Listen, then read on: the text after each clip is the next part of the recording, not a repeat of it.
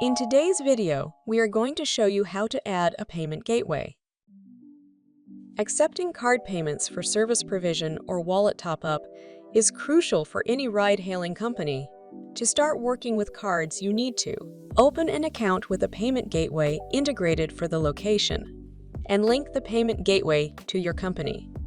To add a payment gateway, first access the merchant you want to add it to.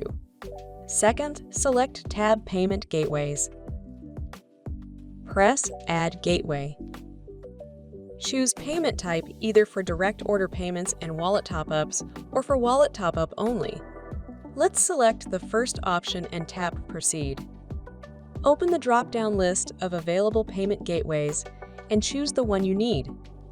Insert relevant account keys into the corresponding fields. Finalize by pressing Add. You may add multiple payment gateways to one merchant and enable them for different companies within the merchant. To disable a payment gateway record, tap on More Items button and choose Suspend. Now you should link the payment gateway to your company. Proceed to the tab Companies and access the company you need. Find the tab Payment Gateways in Company Settings section. Tap Add. Enable the toggle for credit and debit cards. Open the drop-down list of payment gateways, select the one you need and press Save.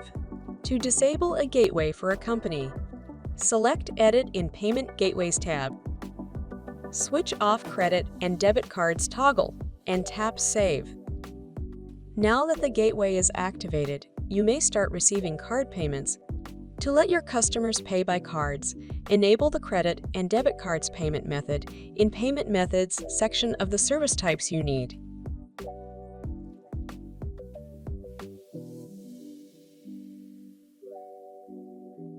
To let your drivers top their wallets up with cards, put them on a driver plan. That's it for today.